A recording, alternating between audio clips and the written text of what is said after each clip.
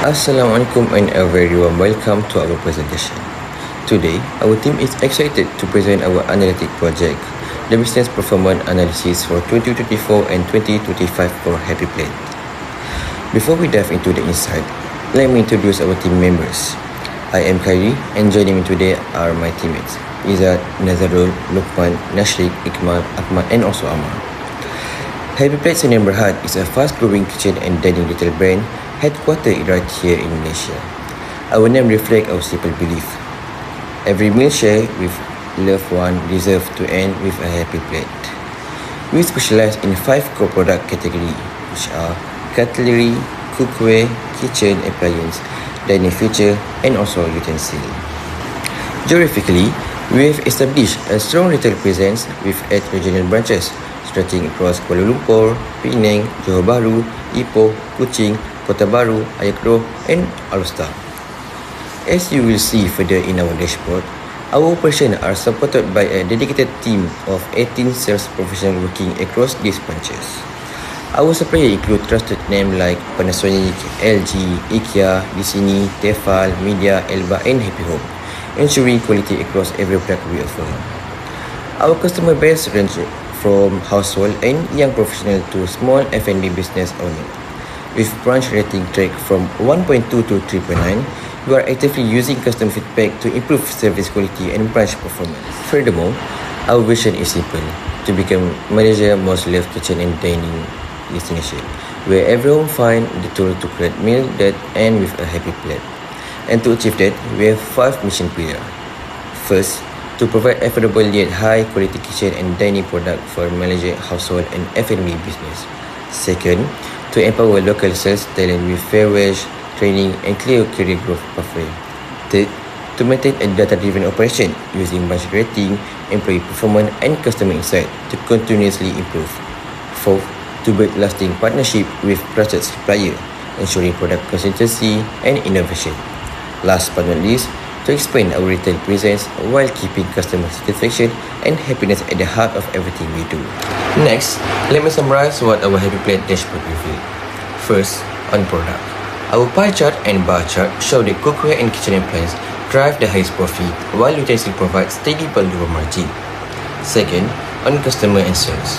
Our line graph and stack area chart reveal that sales peak during festive season, with top product category consistently contributing most of our revenue. Third, on salesperson. Our stack bar chart shows that employees with strong product knowledge excel in high value category, while those with customer service skill shine in repeat purchases. And finally, our taxonomy organizes everything by customer, branch, salesperson, and product, allowing us to filter and analyze data from any angle. In short, Happy Plate top opportunity are focusing on high profit category, planning for seasonal peak, and providing targeted training for our sales team. Assalamualaikum and hi, my name is Akmal Izzuddin. Today I will present the monthly sales performance analysis for our business performance throughout the year. So let's look at the describe section. Based on the analysis, net sales achieved the highest peak in October, reaching approximately RM300,000. This indicates that October was the strongest month in terms of customer demand and business performance. On the other hand, the lowest performance occurred in July, where sales dropped to around RM110,000. When we compare the profit trends with net sales, we can see that profit moved closely together with sales throughout the year. This means that whenever sales increase, profit also increase, showing stable profit margins across the months. Overall, the business experienced several fluctuations, but the final quarter shows stronger performance compared to the middle of the year. Next is the diagnose section. From the data, there is a strong positive relationship between sales and profit. This tells us that the company is managing its costs efficiently because higher sales are successfully generating higher profits. However, there were noticeable seasonal drops in April and especially July. These decreases may indicate market cooling after a yearly high performance month or reduced customer activity during those periods. And another possible reasons could be a weaker promotional campaigns and lower operational efficiency during the middle of the year. Despite the temporary decline, the business recovered slowly starting from August and reached its highest point in October. And now, let's move into the predict section. Based on the upward trend after July, we can predict that the company is likely to continue performing strongly during the fourth quarter. The October peak suggests that the customer demand increases significantly towards the end of the year. It can be possibly due to the festive season, promotional campaigns, or stronger market spending. However, if the company does not introduce stabilization strategies, the July downturn may continue to happen every year due to the seasonal exhaustions or lower customer engagements. Therefore, future planning should focus on maintaining consistent sales momentum throughout the year rather than depending heavily on peak months. And finally, let's discuss the prescribed section, which focuses on recommendations. To reduce the mid-year sales decline, the company should launch special bridge campaigns around June and July. These campaigns can help maintain customer engagements and prevent sales from dropping too sharply. In addition, operations and inventory should be scaled up starting from September to fully prepare for a high demand period leading into October. The company can also strengthen marketing activities, introduce limited time promotions, and improve customer retention strategies during weaker months. By implementing these actions, the business can create more stable monthly performance and maximize profitability throughout the entire year. In conclusion, this dashboard helps us understand the company's sales trends, identify performance issues, predict future outcomes, and recommend strategic improvements. Overall, the company shows strong growth potential, especially in the final quarter, but attention should be given to managing seasonal fluctuations to ensure sustainable performance. Thank you. So next we will move to our next analysis, the second and third one, which is total sales and profit by branches. So today I want to take you through a strategic review of our regional operation. If we look closely at our performance data across branches, we see a clear narrative of growth, but also a critical areas of vulnerability. So let us look at the first data, which is under our describe. Our regional footprint show a massive disparity between locations. Perak stand out as our ultimate market leader, bringing in our highest net sales of approximately at 560,000 ringgit and generate around 140,000 in a profit. Right behind them is Johor, who is performing strongly with 470,000 ringgit in sales. However, at the very bottom we have Malacca, who struggling to gain traction and generating our lowest sales at only around 170,000 ringgit. So after that, we will move to the diagnose part. Something interesting appears. Profit track completely proportionally with sales across every single branch, confirming that we have a stable baseline net margin of about 25% across all regions. This tells us that our pricing structure is healthy, but our revenue volume is severely unbalanced. So next we will move to the predict part. Based on the current trend, our predict model show that Perak and Johor will continue to aggressively carry this company, driving over 50% of our total revenue. So meanwhile, weaker branch like Malacca and Pulau Pinang face very real risk of total stagnation unless localized market expansion or promotion are introduced. Therefore, the immediate prescription is clear. We must prioritize and allocate higher stock volume and larger marketing budget to our high-performing hubs in Perak and Johor to maximize our return.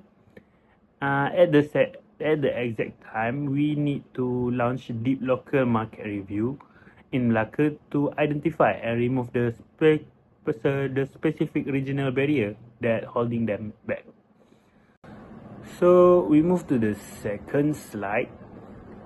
This brings us the core question. Why is this happening internally? Let's look at our internal factor that arise in this analysis. First, this uneven performance point directly to weak and inconsistent branch management. Certain branches simply do not possess possesses effective local sales strategy, and they are failing to properly adapt to or manage changing customer demand. Second, we cannot ignore the financial threat of this setup. This weaker branch drain our corporate financial stability. They will reduce our total net profitability while quietly driving up operational and resource costs due to local inefficiencies. But the absolute root cause behind all of this, the third point, is our company fundamentally lack standardized operational procedure or SOP across all locations. Right now, every branch is operating like independent island rather than part of unified machine. So we will talk about the solution. To fix these core issues permanently, we are introducing a 3-pronged solution framework. So for the first solution is address management sales strategy. So we will roll out a centralized leadership training program. This will mandate a uniform leadership and sales execution framework across all locations, ensuring every manager operates at an elite level. So the second solution is we need to address our financial and cost efficiency. We will launch resource optimization live monitoring. Using this advanced centralized dashboard, we will track regional performance in real time, giving us the power to instantly relocate excess resource or inventory high velocity hubs when needed. Lastly, for the solution is we will address the standard operating procedure SOP. We will enforce a single mandatory national SOP manual. By systematically replicating the best practice of Perak and Johor, we can guarantee completely uniform service and operational quality nationwide. So in a conclusion, by addressing our management gap and locking down operation standard, we will protect our profit margin, support our weaker branches, and build highly predictable roadmap for expansion. Thank you. Assalamualaikum and good evening. My name is Nazra Azri Jamal. So I'm going to present about the analysis of total sales and profit by the product category. Let's start by imagine our business as a home and kitchen store that has just been operating for a few months. Every day, different type of customer walk in. Some are looking for a big furniture, while others are just picking up a small kitchen item.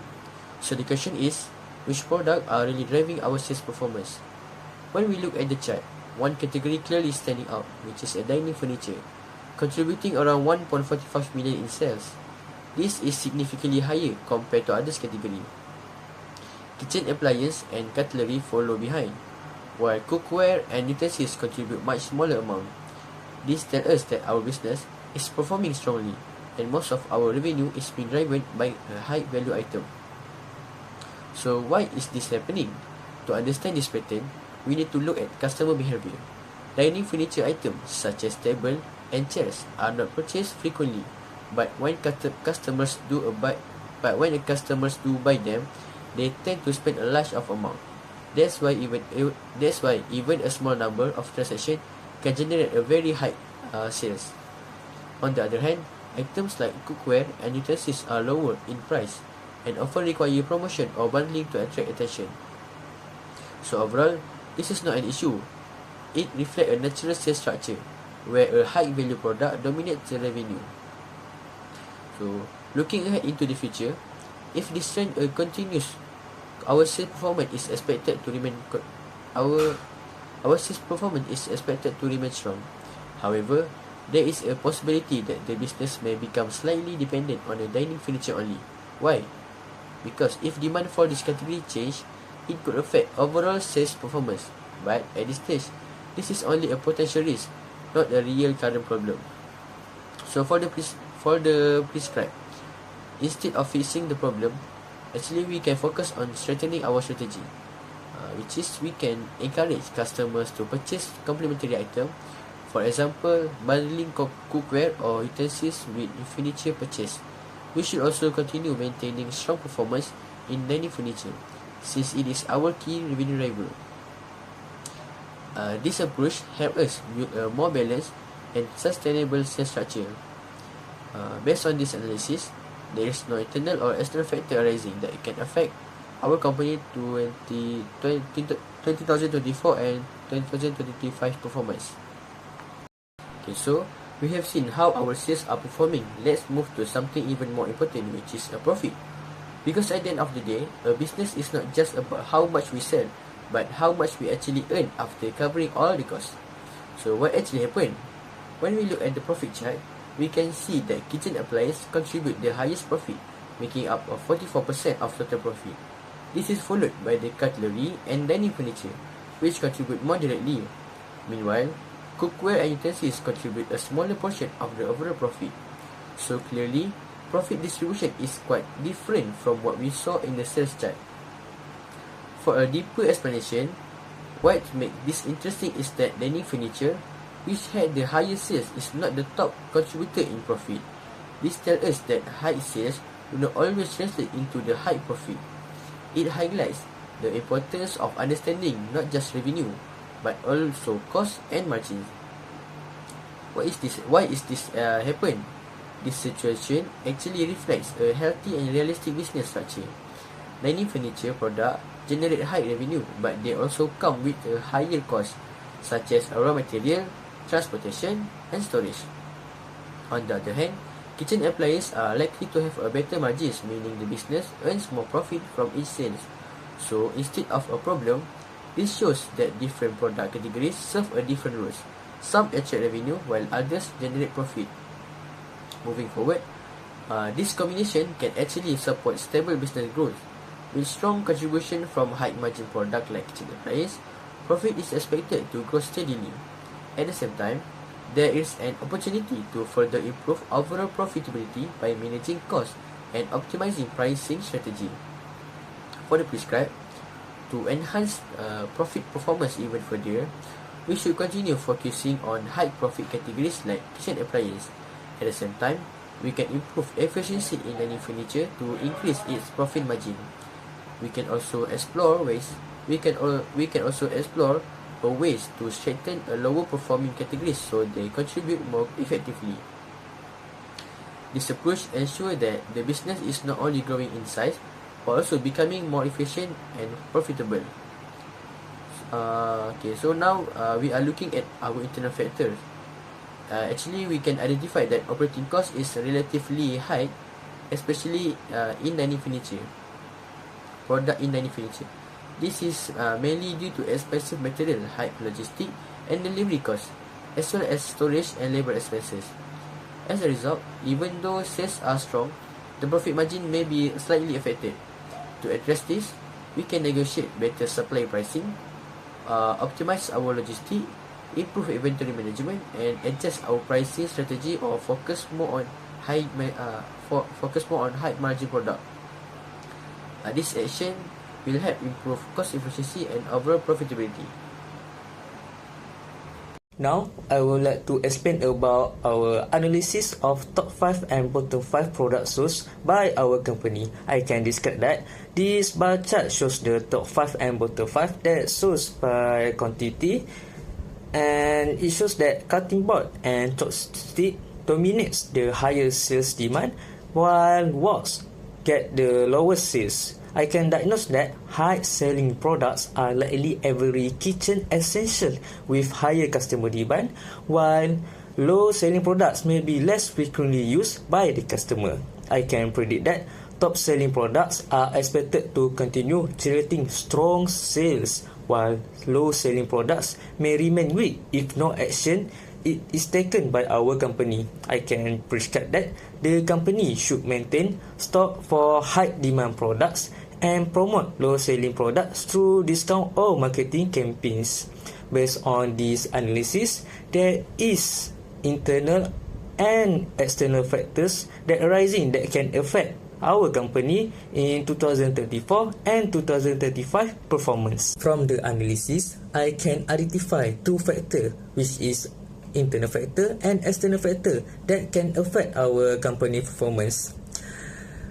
In the internal factors, weak inventory management happens when the company fails to properly control stock levels. This can cause the products to become overstocked or out of stock. If inventory not managed efficiently, it can increase the storage cost. For example, we will take the lowest demand product source, that is wax. If the wax has the lowest demand, there is no need for our company to order the wax in large quantity. Because the wax will take more space in our storage because there is many more units that remain unsold in the storage. Meanwhile, for the high demand product like cardboard and chopstick, the company need to order more from the usual quantity because if the high demand run out of stock quickly, our company will miss this opportunity to sell the high demand product. And for the second one, for the external factor, is the factor that cannot be controlled by our company, which is seasonal or festive trends. For example, sales of plates and chopsticks may increase because there are more customers that have prepared meals and host gathering. For example, for the Fitri, maybe the customer make a host gathering for their relative friends to come to their home to eat together. And also maybe for the New Year Eve, some of the customer make a celebration like Yamseng to their relative to celebrate the festive trends. Now is the solution for the factors. For the first one is improve inventory management. Company should be monitor the product demand more accurately to avoid overstock and understock. If the demand for the product is higher, the company can increase the stock levels, and if the demand is lower, company need to lower the stock level. This can help to reduce storage costs and also ensure that high demand product always available to sell. And for the second one is promotion on low demand product. The company can offer discount, bundle promotion or special offers. That's like give the discount about 30% or 40%, or also make a promotion like buy one free one for the lower demand product such as wax or skillets. This will help to increase the sales of the lower demand product. And for the third solution is focus on high demand product, such as the strong product like keyboard and chopstick. This product needs more attention to their availability and need to ensure that the availability of the product is always available to the company to buy. Company can make product sold forecast to determine sufficient stock supply for the future sale. Assalamualaikum and good day everyone. My name is Muhammad Shadi Ikmal bin Noisham. Now I will present the analysis for total sales by customer groups using the DDPP method, which stands for Describe, Diagnose, Predict and Prescribe. First, for the Describe section, the data shows that elderly customers contribute the highest sales overall, followed by youth customers, while adults contribute the lowest sales. For the Diagnose sections, elderly customers spend more on expensive and essential products such as dining furniture and kitchen appliances. Youth customers also contribute good sales because they are active buyers, while adults purchase fewer products compared to other groups.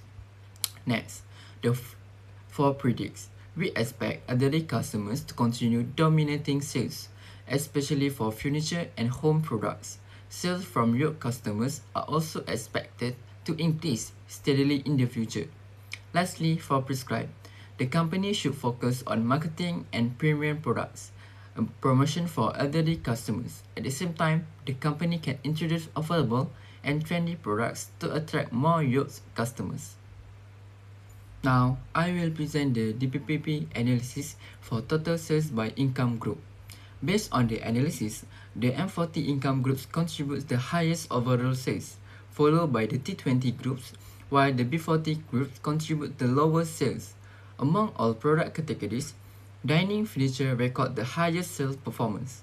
For the diagnosis, M40 customer spend more on high-value products, especially dining furnitures and kitchen appliance.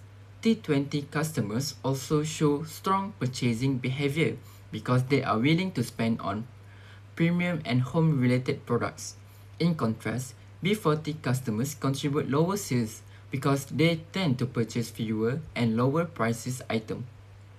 For the predictions, M40 customers are expected to continue dominating sales in the future, particularly for furniture and home appliance. Sales from the T20 groups are also expected to increase steadily as demand for premium products continue to grow. For the prescriptions, the company should focus its marketing campaign and premium product promotions on M40 customers to maintain high sales performance. At the same time, the company should introduce more affordable and value for money products to attract B40 and T20 customers and increase their spending. Next, let's move to the DDPP analysis for sales by customer groups based on the product category. For the described sections, dining furniture record the highest sales across all customer groups, especially among elderly customers. Kitchen appliances also show strong sales performance, while cutlery and utensils contribute the lowest sales. For the diagnosis, customers are more willing to spend on high-value household products like dining furniture and kitchen appliances because these products are important for daily use. Meanwhile, smaller products such as cutlery and utensils have lower demand and lower selling value. For predict, dining furniture is expected to remain the top performing category, especially among elderly and young customers. Demand for kitchen appliances is also expected to stay strong in the future. Finally, for prescribe, the company should increase stock and promotional activity for dining furniture and kitchen appliances. The company can also create bundle promotions with cutlery and utensils to improve sales for those products. Based on this analysis, there is an external factor arising that can affect companies' 2024 and 2025 performance. The company is currently facing strong competition from other home and lifestyle retailers that sell similar products such as dining furniture, kitchen appliances, and home accessories. Many competitors attract customers through lower prices, wider product choices, and attractive promotions. This situation may reduce the company's sales growth and customer loyalty. To overcome these challenges, the company should focus on product differentiation and customer retention strategy.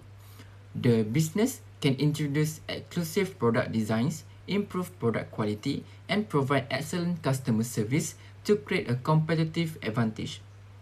In addition, the company can offer loyalty programs, seasonal discounts, and bundle promotions to encourage repeat purchases from the customers. The company should also strengthen online marketing and social media promotion to attract more youth and adult customers. At the same time, it is important to maintain good relationships with elderly customers because they contribute the highest sales to the company. In conclusion, by improving products, services, and marketing strategies, the company can compete more effectively and maintain long-term business growth. Assalamualaikum and good evening. Today, I will present about top 3 overall performance and top salesperson for each product category by total sale. First of all, we will look at the top 3 overall performer based on total sale. The highest salesperson is Danish Irfan with total sale of 269,746 and 4 cents. This shows that he consistently achieves excellent sales performance and contributes significantly to the company revenue. The next top performer are Nur Shafiqah and Nabila Farhana, who also contribute high total sale. This indicates that this employee may possess stronger experience, better customer engagement skill, and more effective sales strategy compared to other employees. They are also likely able to build stronger customer relationship and close more sales successfully. If this salesperson continue performing at the same level, they are likely to remain key contributor to the company's future revenue growth. However, the company may become too dependent on a few top performers if others employees do not improve. The company should use this top performer as a role model or mentor for other employees. Management can study their selling technique, organize training sessions to help improve performance of lower performing staff. Based on this analysis, there is no internal or external factor arising that can affect company 2024 and 2025 performance. Next, I will present the analyzed performance by product category. Dining furniture generate the highest sales contribution among all categories, while kitchen appliance become the second strongest category. However, cutlery recorded the lowest sale among all product categories. One reason dining furniture achieve high sale is because furniture product usually have higher selling price compared to smaller product like cutlery or utensil. Customers are also more likely to spend larger amount on furniture products. Based on current trend, dining furniture and kitchen appliances are expected to continue generating strong revenue in the future. Meanwhile, categories such as cutlery may continue showing weaker performance unless improvements are made. The company should focus more on high-performing categories such as dining furniture and kitchen appliances by increasing promotion and expanding product variety. For weaker categories like cutlery, management can introduce bundle promotion, discount, or marketing campaign to attract more customers. From this analysis, there is no problem arise that can affect company 2024 and 2025 performance. My name is Lokman Mizani, and I will continue to analyze salesperson performance. Now, let us look at branch performance. Based on data, Perak and Johor show to be the strongest branch based on salesperson's performance. This branch recorded several high-performing salesperson compared to each other branch. It seems that branch performance may be influenced by factors such as customer demand, branch location, employee skills, and local market conditions. Some branches have a stronger teamwork and experienced salesperson that perform better than others.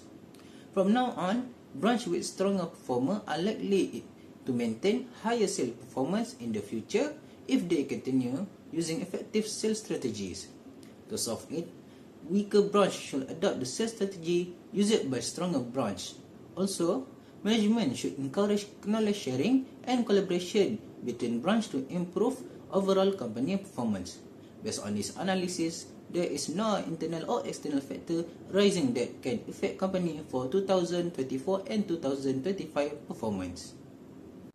Next is the analysis based on education background. Diploma holder recorded the highest status sales with over 1 million ringgit. This shows that diploma level employees contribute the largest share of sales performance in the company. I believe diploma graduates possess more practical and technical skills that are directly related in sales environment. Moreover, they also have stronger communication skills and more field experience. In the long term, diploma holders may continue to dominating sales performance in the future. The company may also experience stronger sales growth when employees combine both education and practical experience. My suggestion, to improve our performance, the company should provide continuous training program for all education levels. SPM holders can be given additional sales coaching, while degree holders can be trained to improve practical selling and customer interaction skills. Based on this analysis, there is no internal or external factor arising that can affect company for 2024 and 2025 performance. Lastly, we will analyze salesperson performance based on working experience. Employees with 4 years of experience generated the highest sales with over 6,000 ringgit, followed by employees with 6 years experience with over 5,000 ringgit. This shows that medium experienced employees contribute the highest sales performance. I believe that these employees already have strong product knowledge, customer handling skills, and confidence in the sales activity. However, employees with 5 and 7 years experience recorded lower sales, which may be caused by internal issues such as low motivation and burnout. If this trend continues, employees with medium-level experience are likely to remain the company's strongest sales contributor without proper development and support. New employees and long-serving employees may continue showing weaker performance. In my opinion, the company should implement mentorship program where experienced employees guide new staff. Management should also provide motivation program, updated sales training, and career advancement opportunity to maintain high employee performance. For salesperson, there is some internal factor rise. Firstly, decrease in motivation. Employees who have worked for many years may feel less motivated because they perform the same task repeatedly. They may become too comfortable with their routine and no longer feel challenged to improve sales performance. I believe the company can provide rewards and incentives such as bonus, commission, and employee rewards. Since when employees feel appreciated, they become more motivated to achieve higher sales. In addition, burnout and fatigue may occur. For long-term employees, they may experience mental and physical burnout from handling customer and sales pressure continuously for many years. To solve it, the company should encourage work-life balance by allowing employees to take breaks, use leave day, and maintain a healthy personal life outside work. A better work-life balance helps reduce stress and improve employees' performance.